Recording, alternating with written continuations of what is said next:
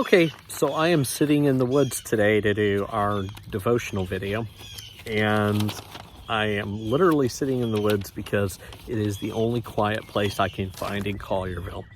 And as I said in the last video I filmed, if there is somebody in our church that owns a farm with some wooded area that's quiet, I would love an invitation to be able to come out there and do some prayer, some reflection, some video recording, some writing, because right now I don't have a really good quiet place.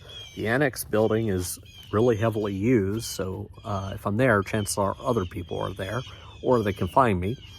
Also, it's in an industrial park, so it's actually just quite noisy, even under the best of circumstances. I live in a small house with a few adults right now, and so our house is not always a quiet place for me. And today I was trying to walk in the park, and there are just gobs of people out walking with their dogs and their children, and very noisy. Even sitting in the woods, I was interrupted. The first time I tried to do a video, I was almost through, and somebody noticed me down in the woods and started yelling. I mean, I don't think in any hostile way. I think they were greeting me or they recognized me or something, but it's made shooting these videos really hard.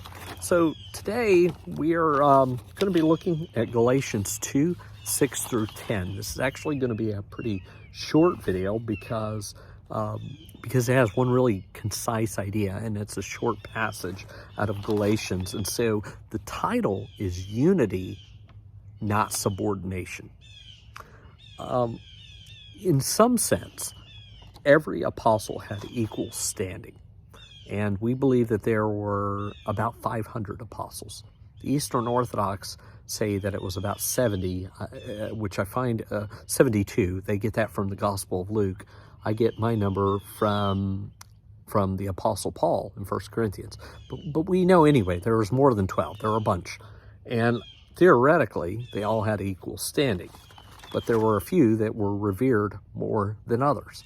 So Peter was always revered as the head disciple.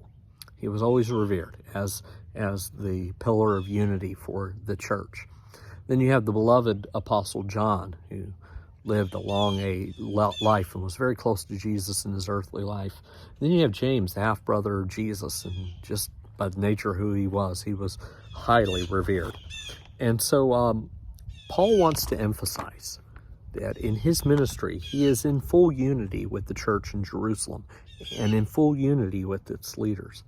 At the same time, he needs to clarify that he's not subordinate to those leaders. He is not their underling. They are not his boss. And so Paul has a tightrope to walk as he tries to maintain and guard the unity of the church without accidentally making himself a subordinate to Peter, James, and John. With that in mind, listen to Galatians chapter 2, 6 through 10. I know that people revere James and Peter. I know that people look up to them and take their cue from them. I get that. But I have never been starstruck for important people, and God is certainly not into status and ranking. James and Peter made no editorial corrections to my message. The exact opposite. They recognized that God commissioned me to take the good news to the Gentiles. My mission corresponds to Peter's mission. He is the lead person in the mission to take the gospel to the Jewish people, and I am the lead person in the mission to take the gospel to the Gentiles. Peter is the chief apostle to the Jews, and I am the chief apostle to the Gentiles. James, Peter, and John, those esteemed pillars of the church, recognized the gift of grace that God conferred on me. They offered their right hand to Barnabas and to me, embracing us with open arms and acceptance. With enthusiasm, they agreed that God was sending us to the nations. They also recognized the importance of their focus being on the Jewish people. They made only one request of us: do not forget about the poor and the suffering among our people. I promised, through my work, though my work was primarily in reaching Gentiles for Christ, I would not turn my back on my own people. So here we have Paul trying to walk this careful balance, right? He has been commissioned especially for the work with the Gentiles. And yet at the same time, he's not turning his back on his people, nor is he turning his back on the leadership in the Jerusalem church.